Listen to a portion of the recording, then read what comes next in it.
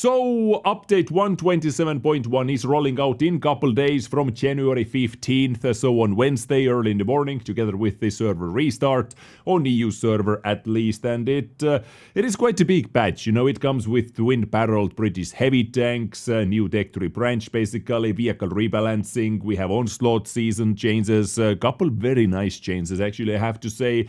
Arcade cabinets, snowballs and ice age is coming back, improve and assess your experience, battle rating, improving client loading speed, which is very nice, also battle journey, more about that in a second, and some other things what I want to discuss with you featuring this update. Now, they did release a full video about this update already, and we're going to watch that, but here is quite a lot of things to comment on.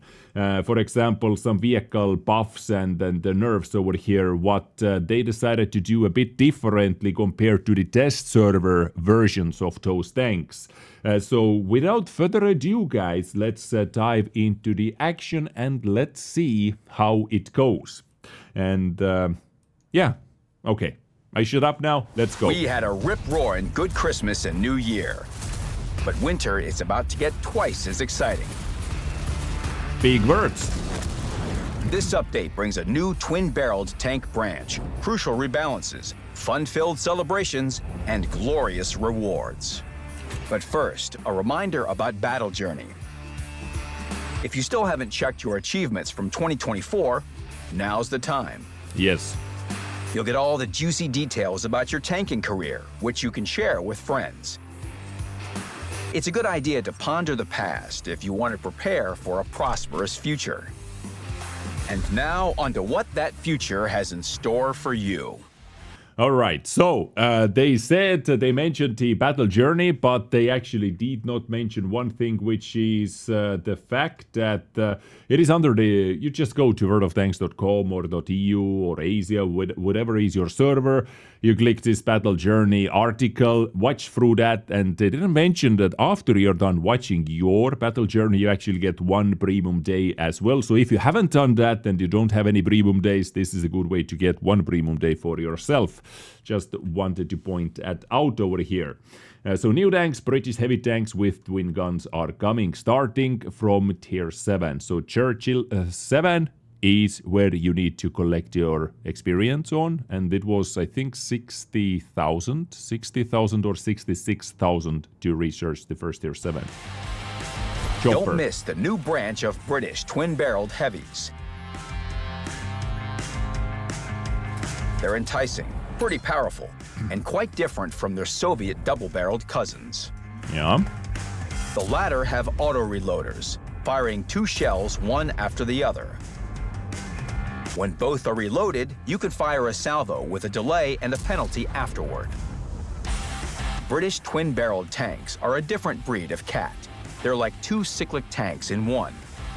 One with low alpha damage but good accuracy and mobility.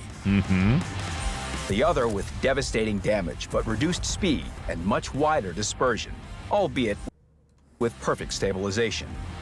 This means that in salvo mode, the aiming circle barely widens while moving or turning the turret. The salvo fires instantly. No need to spend time aiming or holding the necessary key. It takes 2 seconds to switch between modes after pressing X. That's nice. You can switch on the move, for instance, when approaching an enemy. It's best to spend most of the battle in single fire mode, since you can move faster and fire accurately and effectively from long range. But when an enemy comes close, X, 2 seconds, left click. Remember that to fire, tanks from the new branch need to load both barrels. So, after a salvo, you'll have to wait through double loading even if you switch straight to single fire mode. Changing the shell type also means loading both barrels. All tanks in the new branch have this mechanic and general concept, but each has its own little quirks. Get to know them all and find new favorites, not just at tier 10. Yeah. But the main attraction is the Canopener, which splits apart armor with salvos, causing an average of 840 HP of damage. So they did talk about. So they did talk quite a lot about over here, comparing it to the SD2 as well, which in many situations actually is more situational or better to use because you're able to fire one shot and right away another shot into another tank, for example, not having to fully reload the gun. But with those new tanks, you always have to fully load all the guns before you're able to fire either double shot or a single shot. Single shot accuracy is actually very good. The gun handling, I would say, is very good, but the double barrel accuracy is just disgustingly bad RNG, let's say. And before you ask, yes, they are going to fix the exploit as well. There was exploit to get way better accuracy in the double shot if you switched from a single shot into the double shot and you fired right away. But someone in the comment section asked, did you fix the exploit first? And Wargaming said, in regards to the double shot bug initially found on the contradictions, it will be fixed at the drop of the patch, so this will be fixed luckily as well. So equal playing ground for everyone basically. And contradictions, they're going to talk about the contradictions over here, not contradictions, sorry, the can opener, the tier 10 can opener. They already did some changes on this compared to the test server version you saw on my channel as well. Instead of 2400 base hit points, it will have 2250, so minus 150 hit points. And also reverse speed from 14 down to 12 kilometers per hour nerf. Same to the contender, tier 9 contender, reverse speed lowered down to 12 kilometers per hour. Damage. Its own thick armor lets it engage in duels and make the most of those salvos. Steel but armor is never ridiculous. Fails. The gun depression is British. The mobility is typically heavy in single fire mode and bad super mobility heavy in overall on salvo those, mode. but has The to be can bad. opener isn't just strong and reliable. It's a vehicle that can adapt to any situation the battlefield presents. It can hold both positions and attack. Fire accurately from long range and let rip an 800 HP kaboom. The can opener is about big emotions and combat performance. Rebalance. All vehicles should be exciting to research, not just new ones. And that's why our work continues on the tier 10s you know and love and their branches. This rebalance is going to be a heavyweight. The E100 is a decent enough tank, but a little update won't hurt it. The turret front is now stronger, and its rotation speed has increased. The 12.8 centimeter mouse gun has been Mouse gun has been improved. So what they did, they made this gun more accurate. They increased the standard shell penetration. Frontal hull armor extra 10 millimeters. Now, at first you may think this is not a lot, but guys, this is actually quite a big buff to the E100's frontal plate. If you have even slight angle on it while hull down, let's say, or you angle it sideways, it is actually going to bounce quite a lot more shells. Premium rounds even, because you're able to get your effective armor value thanks to that extra just 10 millimeters of armor to the levels where many tanks will struggle. So E100 definitely, this little update is going to make it better. I would say the mouse gun, the smaller gun, was already more competitive, let's say. The big gun is for the big booms and big memes, which is also nice. But this one getting this gun getting an update was, makes it even better, let's say, even more competitive. Improved with less dispersion and better penetration with the standard shell. The Type 71 has gotten a bigger overhaul. It was impressive on launch, but not powerful. That's funny. That is funny that they say over here. It was impressive on launch. I actually don't know anyone who was very impressed with this tank. I actually don't know anyone who was impressed how good Type 71 was. It was, I think, one of the least played heavy tanks. You rarely saw this tank, but the buffs they're going to do to it definitely will bring it back more, a lot more. Launch, but not powerful enough to face off against meta vehicles. Well, it is now. This heavy samurai's katana play is now more precise and a lot more precise. That's a cool shot, by the way.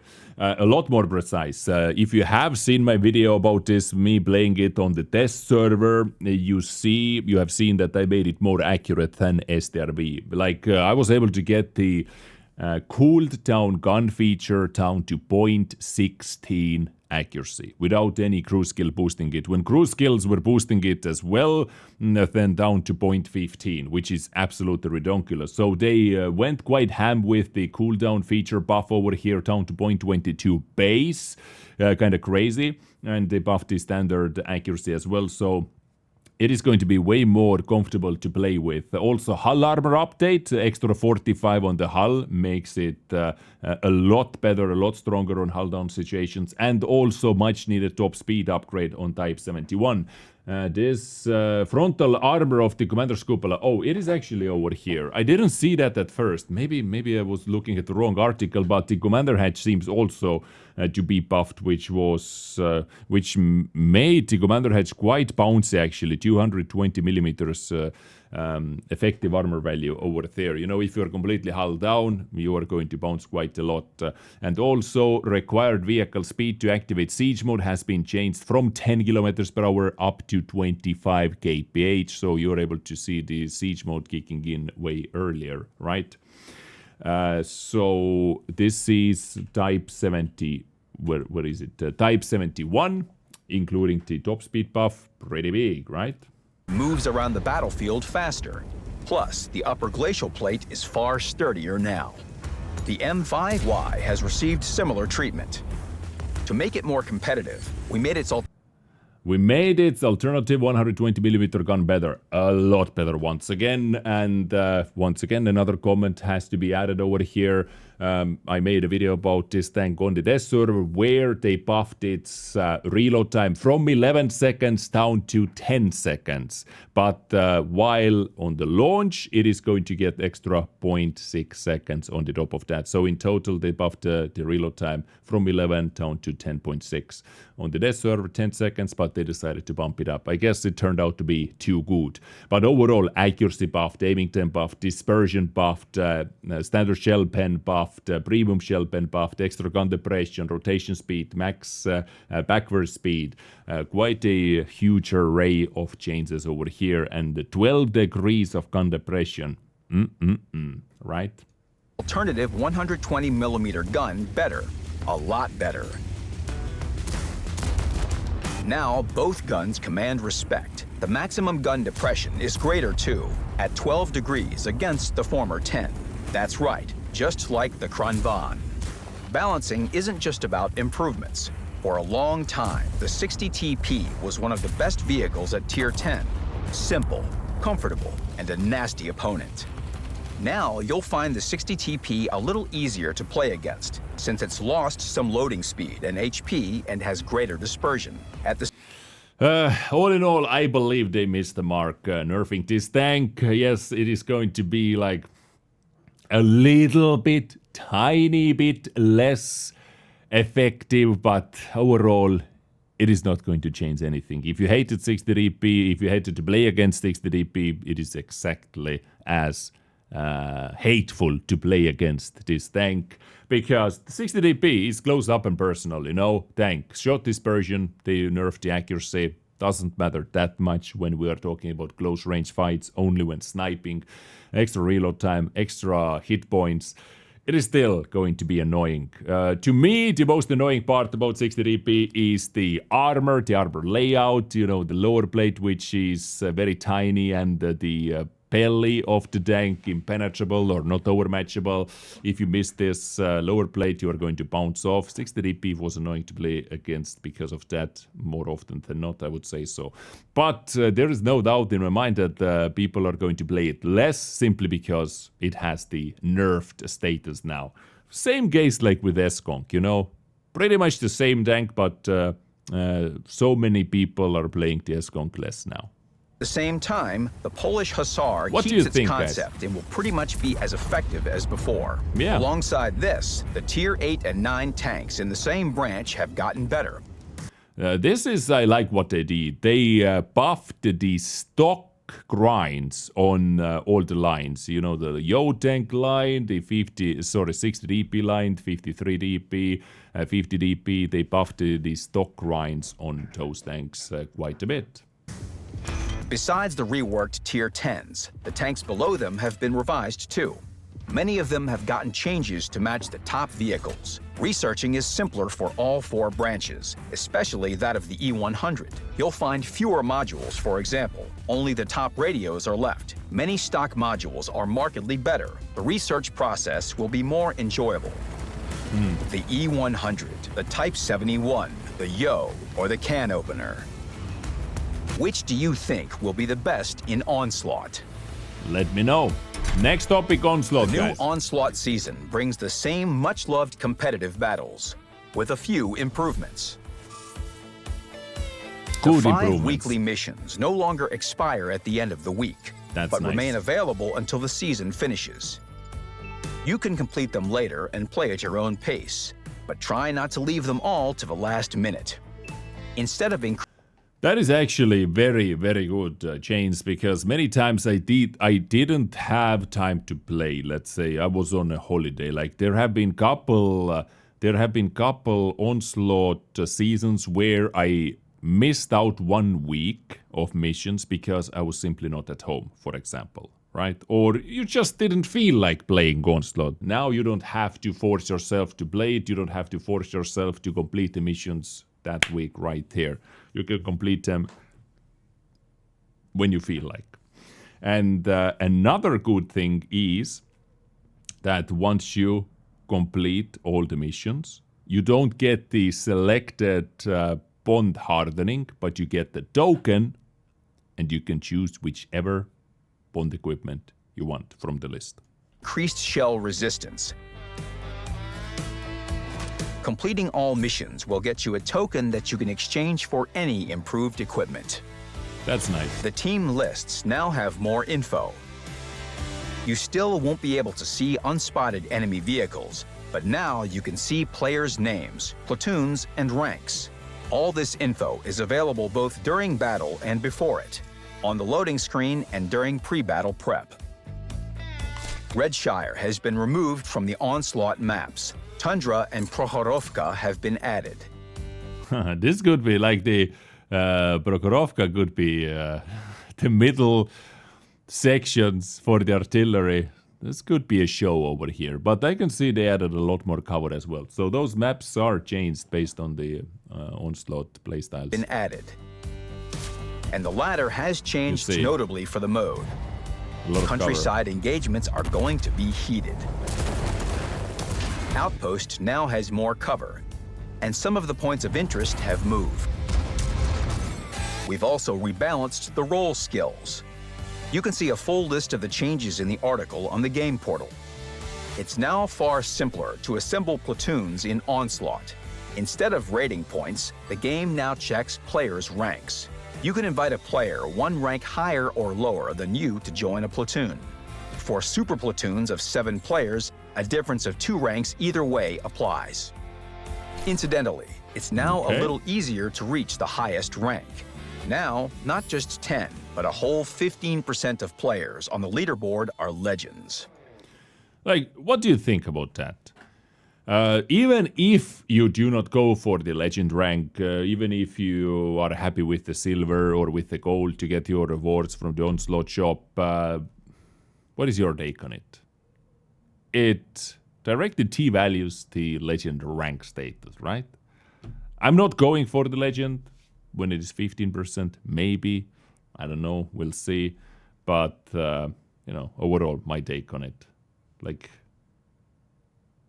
10% was already big enough, wasn't it? After battles, don't forget to claim your rewards. The banner in the in-game store will remind you. It will take you directly to the Onslaught shop. Fight in this season to get closer to the annual reward, the Stinger. You can only get it in Onslaught, so make sure your Tier 10s are ready. If you don't have many, use this season's rental vehicles, the T110 E5, Centurion Action X, and Bliskavica. Happy onslaughtering. The rental tanks E5 and Action X, pretty nice picks, you know. More finesse needed with the Action X to be useful. Peliska, that could be a trap for many players. Now you can roll out even faster. That's good news. Crafty caching algorithms get the game to load quicker. The effect will be most obvious on low-spec gear and PCs with SSD drives. Good. In any case, now you can dive into the game faster, and after the battle, give it a rating. Now you can rate each of your battles so we can find out what you thought of them. Collecting a large amount of this data will help us make the game better in future. You can give a rating after your vehicle is destroyed or on the battle results screen, but be aware that you can't leave a rating for battles that already took place in the past. Win and hit the like button for a satisfying brawl, and for this video too. Rambo! Don't miss the time-limited Battle Pass chapter dedicated to our new collaboration. A real action movie with jungles, awesome characters, and of course, a new premium tank awaits. Soon. First battle pass. So one day after update. Little after the update launches, you can relax properly in Winter Arcade. We have 3 whole installments to come. The first 2 let you have a snowball fight, launching shells into your opponent's hood. At the same time, we'll have an ice rink where you can show off your winter tank drifting skills. The third installment has railguns that let you do some savage shooting on the move. And there's also an element of surprise, where you'll need to accurately calculate probabilities. But who are we kidding? We'll be hoping for some good luck. 1,200, basically 1,300. So this is the plus minus 75% RNG, if I'm not mistaken. They were testing once as well. So you can get like ridiculous rolls with your 750 alpha, or you can get like 200 damage, basically.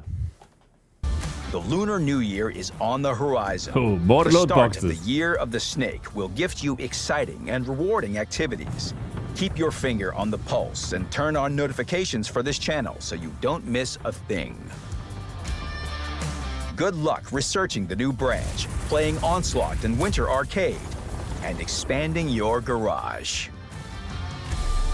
Alright, so update 1.27.1. Some buffed vehicles, a little bit tuned. Then on the top of that, I talked about that in my previous video actually.